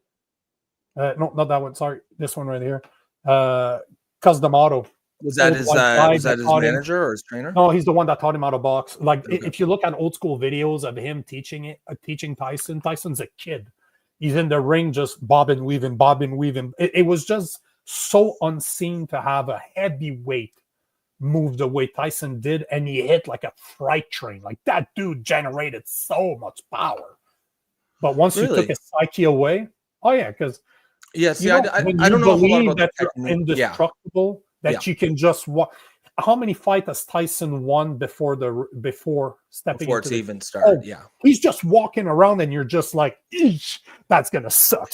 That's really confidence always matters in every sport, but boxing more so than anything. That's like often a game changer, one way or the other. Is how confident you are if you actually believe in yourself. Once you lose that, it's pretty. That's why I think Ali's win over Foreman was so big. Because he had lost his confidence, and he came back, and he was older. He was 33, 34, I think. But just a clinic he put on that fight. We'll just leave it at that. But he's absolutely right. This is what also killed his career is that Cuss actually died. So his trainer that trained him from the get-go, that took him under his wing, died, and it's hard to recover from that when you have most people don't realize that, but I think Mike Tyson lost $400 million Yeah, well, yeah, because he was worked like something stupid. We all see his his persona, his personality now post boxing. He seems kind of like a lovable oaf, but he's not a bright guy, and you can tell he wants to be loved, wants to be liked, and it's very easy to imagine someone like him being taken advantage of again and again and again by people. As Joe says, Cuss was literally the only guy Tyson trusted by virtue of consistency. Yeah, I guess when you lose that, and you're surrounded by just sharks and jackals in a high pressure environment like that, yeah, I could see how that definitely would derail your career. Bumpy says, absolutely, Cuss was as close to Tyson as a great father. After Cuss, Tyson lost touch with reality. Yeah, you know. To be that young and to have that kind of success in that kind of a sport, you would need a really strong personality to keep you grounded. And it seems like when Cuss died, that is what, Tyson lost that grounding. And he seems to have made it back to a place where he seems like he's happy. But he really, he defied the odds there. I think there was a lot of times it looked like he was not going to end well. And if he didn't have boxing, we would never hear of him. He'd probably been in jail for his whole life just because he's, But even with boxing, I'll play this video because this was in Toronto. I was in Toronto, if I'm not mistaken, when this happened. Okay. But we'll change the subject after that. But this is what I remember Tyson for. Him on television, right? In the States, and, he's a big, the big hit in the States. Big hit. Now, some of your critics would say, there's a race for mayor. We know you're a convicted rapist. This can hurt his campaign. How would you respond to that? Hey, I don't know who said that. You don't even know her say that. You know what I mean? And I don't have no comment to that. But he's shitting his pants right now. Negative, and you're being negative. And I met the mayor, right? And nothing they can do about it. We actually had a really good time. We talked about George Travalo, who's a legend in your city, great man with whom Mike spent quite a bit of time yesterday talking about his life, highs and lows. It's so interesting that you come across like a nice guy, but you're really a piece of shit. Hey, That come on. fuck you. We're doing live TV. Just now. you can can't emotion. We got a show that you're doing tonight. We are. A lot of people are. Where it comes raw and it's the real. Yeah, a lot of it's people the truth. be there to see your show. Just tell us a bit about it. It speaks for itself. Everyone saw the show. Right. It's a Broadway production. It went to. He's just like, hey, fuck you for bringing that up. And if I'm mistaken, that's when Rob Ford was And that wasn't that long ago. But did you see? It's an off-topic thing. But did you see that thing on the banner? It said, "Canadian tuition fees rise to all-time high of $7,000 per year on average." I didn't see that. Well, holy hell! That's they're talking about that was like a super high, but that would be great about now. They're way higher now. That's what I thought. That's when Rob Ford. That's the mayor they're talking about because this was in Toronto, and I'm pretty sure I was in Toronto when that happened. But I was like, "Fuck you! Go fuck yourself!" You don't have like. Do you remember the roast they used to do? Like celebrity roast. I forget who they were roasting, but one of them they had Mike Tyson on as one of the celebrity guests, and there was the Jeff Ross guy who's like one of the professional roasters. He said something like, because you know how they go and they make fun of everyone. He's like, I'm not going to say anything about Mike. He's like, because he's like, what do you say? He's like, he did that shit to his own face. Imagine what he'd do to mine. Yeah. I've always been a fan of Mike Tyson, even when he messed up. I can understand where he comes from. He seems like a decent person who he's troubled, man. Yeah, he's really troubled. Who really? But what I like is Cuss. Somebody found him, took him under his wing, taught him to be a better man. That's the classic story, isn't it? Oh, of 100%. The boxer, right? That's almost from Rocky or something. You don't think that there's massive correlation? Yeah, you're right. Because someone up, I think it was Bumpy, said that Cuss also trained Floyd Patterson, so he's obviously in boxing for a long time. Because that's the 60s or 70s or something. I know Cuss was, he was probably 80 years old when he was training Mike Tyson. 70 years old. He's an old decrepit little white guy, and that's exactly who he is in Rocky. What's the guy's name? The trainer's name? I forget. But he's basically a decrepit old white guy. Mickey. Yeah, Mickey. Yeah, Mickey. Yeah. You know what's funny about Rocky? Do you Nothing's know over, Mickey. Do you know who's actually was a really good boxer? Who's that? His brother-in-law. The guy that always Sylvester fucks up Stallone? everything. Yeah, no, but his wife, Adrian's brother, the guy that's always fucking up everything. Oh yeah. That guy in real life was military. Was he champ. actually? Was actually? Yeah. You can Google it. He actually was a really good boxer. Sylvie's pushing us along here. I'm starting to tune out of this conversation. Yeah. So we're it's too guy centric, I guess. No, but we can skip Poli. it. We've been Poli. Yes, Poli. Check It's out over, Poli. Rock. Nothing's over. He could box. So what do you want? We got 3 topics left. So we either talk about Trump in DC, what he said that he was in Chicago and New York. Yep. We can talk about Juno News saying that there's 500,000 new permanent resident coming up to Canada. But we need to talk about the trans-identifying. Yeah, let's do that. Volleyball players. And then we'll do Juno News. Fuck no, because you're gonna go into a fucking 20-minute rampage of bullshit. So I'm gonna cut you at 10 minutes. I'm not giving you more than 10 minutes for the high school. So let's do this. Let's do Juno because people. So here's an article that showed up on my feed over the weekend where Juno is basically saying that Canada's expecting 500,000 new permanent residents expected by the end of the year. From January 1st to April 30th this year, 132,160 new permanent residents arrived in Canada. That base will be at 528,640. So I just asked Grok to do some quick calculations for us, just based on that information. Yeah, because she's not using the word permanent residence in some generic sense. She means like the PR program. Yes, okay. That's the way it's. So that does not, and that means there's going to be other residents not included in this, like students, asylum seekers, and even people. Those are not part of it. Even people who become new citizens are not considered permanent residents. No, because even here they're talking about it. In addition to that, there was 194,000 new study permits and 491,400. Yep. So including extension. So that's not part of it. But what's funny is that I kept on seeing this on my feed on Instagram and on X, like, more than 500,000 more. I literally just put it into Grok just to say, hey, this is what the Juno articles say. Those are the numbers that they're using. Does that make sense or not? And they're like, womp, womp, womp, womp, womp. The numbers don't add up.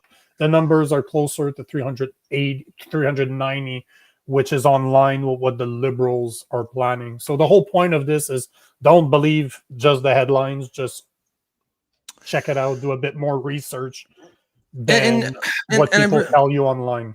Yeah, I mean, that's always good advice. I think the real number people are concerned about is how many new people, right, from all the programs. How many new people are coming into the country? 1.1, 1.2 from my calculations. That's insane, man. That is not sustainable. See, I found it right here. So I basically just took the information from Juno, just saying, hey, this is what Juno's saying. These are the numbers that they're saying. And as per quick calculation, it's closer to 450. So 401. So they're off by like 150, over 150 people, 150,000. Sorry. Yeah, I mean we keep saying that's way too much, no matter what. Yeah, don't get me wrong. Much. I'm not saying this like this is acceptable because it ain't. Yeah. What I'm saying is that it's not over 500. It's closer to 400,000, but still. Well, we dodged a bullet there. No, it's just that a lot of people. It sounds way better to say more than 500,000 than it does 400,000. Yes, correct. Logan White says, "Why is it only from India?" Is what I want to know, and that's a fair point. We brought it up. What was the numbers that we looked up? Was it like 50% of all newcomers are Indian, which means the rest of the world shares the other 50%, which is, yeah, I mean, and maybe look that up as we're talking, but whatever the exact number is, it's really high. And I think it's worth asking the question. What is the logic behind this? What is the reasoning? Is there a strategy? I think the thing that really drives people is just that they don't even talk about it. It's like they've done this massive policy change. And I made a post on Twitter about it earlier. And it seems like around 2020, all the Western nations of the world, Australia, the UK, France, Germany, even America, obviously Canada. If you look, because I looked at every single, well, not every single one, but I looked at like 5, Canada, Germany, UK, Australia, and America. And every single one, if you just Google immigration rates by year or since 2020 in each country, there's a massive spike right around 2020. And it's not a coincidence. Why is this, right? Like it's reasonable, very reasonable, regardless of your stance on immigration. It's completely reasonable to ask this question. Why did all of the Western nations in lockstep adopt an open borders policy that was quite like a significant policy change from previous policies, but completely silently? Like there was no buy-in, there was no talk about it, no one ran on it. They just hoped we wouldn't notice, or we'd be too afraid to be called racist to say anything. But these are the things that people need to start asking themselves. I know there's a lot. Bro, just the other day when Jason Levine was in town, we went to record at a studio in Montreal. We just went to the Walmart to pick up some food, some water. So right bang, Montreal. Haven't been there in years because I've been traveling so much over the past 4 years. Bro, I swear to you, there was more women wearing full suits than I saw more women in full suits than I saw white women there. And that's wild. That's what I'm talking about. I was by far a minority, and this is not necessarily a very bad area. Yes, it's a Walmart, so people tend to say that it's a bad area, but the Walmart was connected to massive amount of other stores. It's not just one Walmart, right? But bro, I'm seeing it everywhere. I travel all the time, man, and I see it everywhere I go. Like and Toronto, insane. I lived there for years. You expect to be a melting pot in Canada. We're but you don't expect to be a minority in your own country, right? No, but it's because you're saying like 5 years. Yeah, I saw it. I saw it within the last 4, how much since 2020, 2021, it has the landscape of Canadians have completely changed. Yeah, because and that's the problem. Like the idiots on the left will call you racist, but they're idiots and they should be ignored. Listen, we're not talking about like a slight increase in immigration. We're talking about massive demographic shift essentially overnight. If you can notice the difference, if you can see it happening in real time, that's too many. That's too fast. And it has nothing to do with the color of skin. We're talking about culture. The fact of the matter is a lot of these people we're bringing in just do not fit with the culture. And that's also noticeable. And we have the right to oppose that if we want to be upset about that. We certainly have the right to talk about it. And yet it's a sacred cow, certainly on the left, but even the right's not talking about it that much. And that has to change. Too big of a voting pool. Yeah, no, you're right. They're not touching it. You're right. Derek says, I was in Halifax/Environs last week and was taken aback by the lack of brownies there. They're totally unaware of the immigration wave in the GTA. I mean, look, I live in the East. I live in New Brunswick. My family's in Halifax to go there regularly. And I'm only really aware of it because I'm, so engaged because of the show. You go to Tim Hortons? Well, even our Tims, our Tims here are all, it's all brown. But yeah, like I know that it's nothing here like it is in Toronto. I'm sure that people in those areas are noticing, but everyone's kind of afraid to talk about it. They don't know how to talk about it. And to the extent that, people like us have a role, at least as I see it, is to at least make this conversation, acceptable. Certainly that's what I try to do as someone, who comes from the left. Because right now I know that there's a lot of liberals who don't agree with it, who have some issues, but they don't know how to talk about it. And they're still cowed by, being called racist or something. And we just got to get over that shit. Yeah, because it's not racist to state a fact. No, and it's not racist to say I don't like the direction the country's going, or I don't like our immigration policy.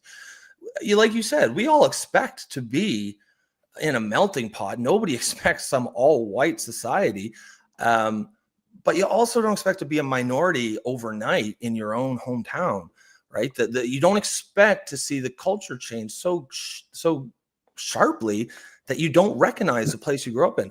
And if you're in the UK, you certainly don't expect to be thrown in jail for writing tweets about criticizing immigration policy. That's Mark Carney is talking about Muslim values or Canadian values. Well, Canadian value, like free speech, is a Canadian value, and I don't see much of that. Ain't that the truth? Yeah. I'm just looking everywhere, all the graph that I can see. They're basically showing how the vast majority, like you're talking, it was 20% give or take in 2021, when in 2016 it was 12.1% of immigrants came from India. So it went from 12.1 to 18.6 within 5 years, and I didn't really see a difference between since 2020. Like I was saying earlier, this is really the numbers that I want to see. And anytime you bring in a large number of people from a totally different culture and society, and also don't have any push or drive towards integration, you will see what we see now, and where people from that culture are congregating and creating societies within society. Many of them don't feel like they need to speak English. They don't care about integrating. And that's a problem. That destroys the social fabric of society. Now, Joe says race and religion are the two most effective tools used by the ownership class to keep the serfs at each other's throats. That's the real conversation. So yeah, I mean, for the most part, Joe, I do agree with a lot of your class war stuff. But I think, and I would, let's say, just for the sake of argument, we'll agree that they're using, this aspect, and it isn't about race. It's about incongruous cultures coming in large numbers, people who don't fit in. But even if let's say for the sake of argument, we agree that, they're doing this, the elites are doing this to keep us at each other's throats. The fact is they are still doing it. The people that are in this country are still actually here. It's not some mirage. It's not some, right-wing trope that we're all just working ourselves up in a frenzy over that doesn't actually exist. These things are actually existing. Now, let's, again, as I said, for the sake of argument, let's say we agree that this is why they're allowing so much mass migration from people who don't really fit in the culture. And that's a different, that's a fair topic of conversation. But what is not really debatable is that they are doing it. And that is a problem when and even if we understand that, they're doing it to keep us at each other's throats, we still have a right to be opposed to what we see in front of us and what's happening to our communities right in front of our eyes. Like, this is basically my point. So you have the numbers right here, and that's a firm that it's Paul Abraham Immigration Consulting. So it's a firm that sells their services to immigrants, especially from India.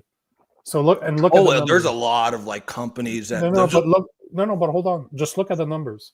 You're talking in 2024, it was 145. Let's call it 145,000. Okay. Permanent resident came from new immigrants came from India. Yep. 292 from the rest of the world. So they're literally a third. Because those are the numbers I've seen. I've never seen as high as 50. The numbers I'm seeing is around 30-ish%. So about a third of new immigrants come from India, and that's the part I don't understand. Why are they coming from India? Why India? I don't know. I'm assume the official reason at least will be, where it's all part of the Commonwealth or something. We have that as if the fact that we were both British colonies makes us have some fundamental things in common with some shared culture, and of course we don't. That has nothing to do with it.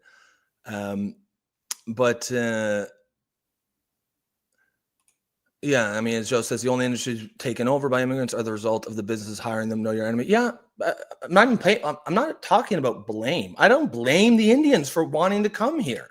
I'm blaming our immigration policy for allowing this kind of mass migration.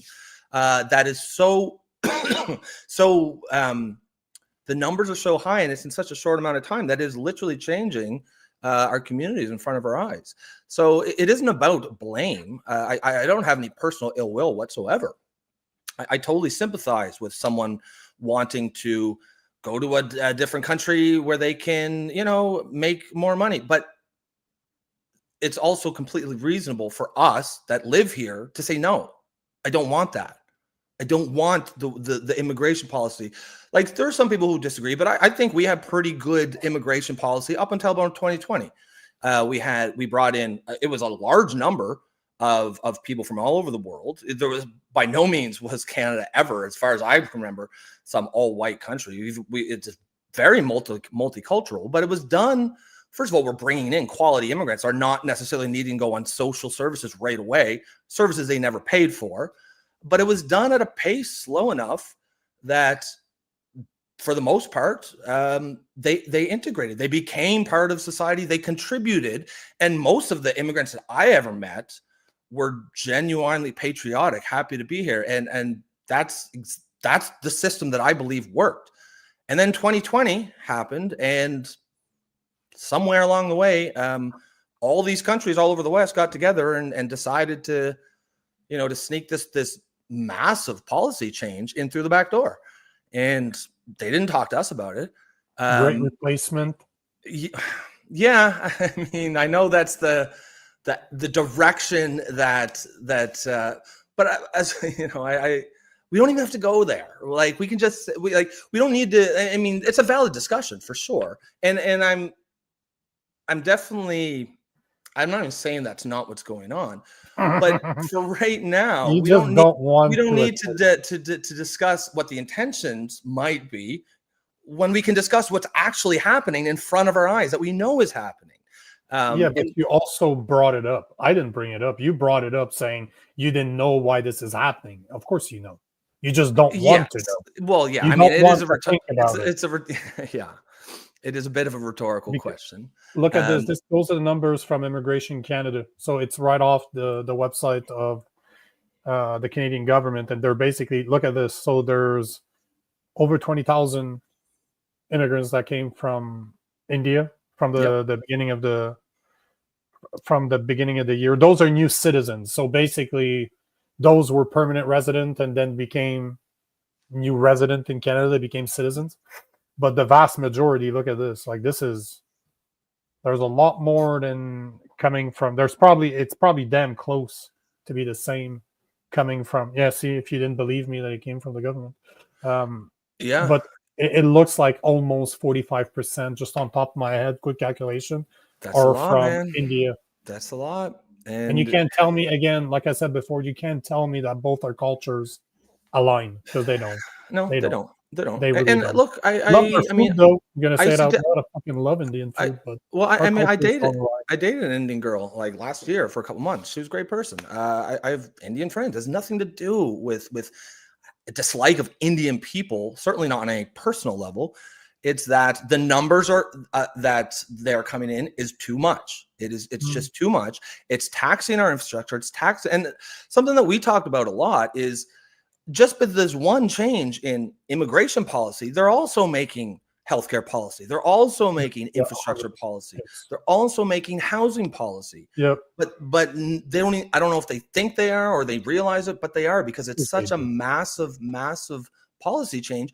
And again, no one talked about it. Like, look, we live in a democracy, or some sort of one, where we elect people. And if they ran on this and whoever ran on it won, I wouldn't like it, but I'd accept it. That's not what happened. They just did it and hoped we wouldn't notice.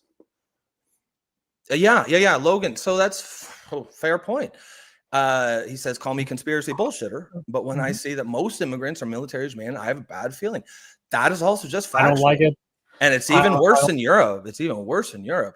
But, I've said several times, like, I want to bring in, both of us agree that sound immigration policy is a good thing. We're not anti-immigration, but who you bring in matters. And I'm not talking about their skin color. I'm talking about, are they skilled? Do they have education? Or be a family? I would say that I've become anti-immigration. I'm at a point that I want to close the border, plain and simple. I'm tired of this shit. I'm tired of where it's headed. Like, it needs to stop. Open border that's policies. and We need to that's stop this shit. We need to block it. I don't care you're white, you're brown, you're orange, or you're purple. Don't care. Fucking block those borders. We have, like Dr. Watley said weeks ago, you cannot have a welfare state and open border policies. You can't. You either have one or the other. And over the past 10 years, we'd have both. And all of our social services are destroyed. Not saying that it's 100% the fault of immigration, but as certainly doesn't Watley said, it broke the camel's back. Yep. And saying this is not racist, it's a fucking fact. Yep. We need to deal with it. We need to do something about it. And unfortunately, none of the leaders out there, neither the liberals nor the conservative, will ever say this out loud. They won't. They won't say what I just said there, even though that it's a fact. So, yeah, I mean, like I said, and this is another. Even as someone who, I'm not quite as far as you are there, but I've also shifted, to the right on immigration policy, and it's as a direct result of this terrible immigration policy. The people who are putting this in don't realize that it's turning people against it. Canada, used to be it was a broad consensus among the left and the right not that long ago that immigration was a good thing. And now it certainly is not a consensus. And you're going to get a whole lot of people who just say, look, the way it's been done, we can't trust them. And again, they bring it on themselves. And of course, they'll blame us for it. They'll call us racist and far right and all that stuff. sure. Yeah. Well, oh, shit. Didn't even realize we'd gone overboard. We're probably put a pin in it there. And final comment, Joe says, I wonder if your earlier guest was once an immigrant. Possibly, but even if he was, he's exactly the kind of immigrant that we should be bringing in. Educated, skilled. No one's saying that's the problem. It's kind of a bit of a straw man to say, if I'm opposed to unskilled, uneducated immigrants in massive numbers that are coming in and going on social services, that I'm therefore opposed to all immigrants, because that's just not a reasonable argument. But we are going to put realize, but hold on, before you do, I was just Yep. Googling him to see where he's from. And it seems that he does parental rights. Also, he was on a podcast talking about this, so that could be a very interesting conversation. Oh, interesting. Uh-huh. Well, it could be another excuse to get him back. But other than that, guys, we're going to put a pin in it. Excellent conversation today. Excellent guest. If you haven't done so yet, please remember to like and share the stream if you are on YouTube. And if you really want to go wild, you can become a member for the low price of $2.99 per month. That will, of course, help support the show, help support independent media, if that's your thing. Other than that, guys, excellent show today, and we will catch you tomorrow. Have a great rest of your day.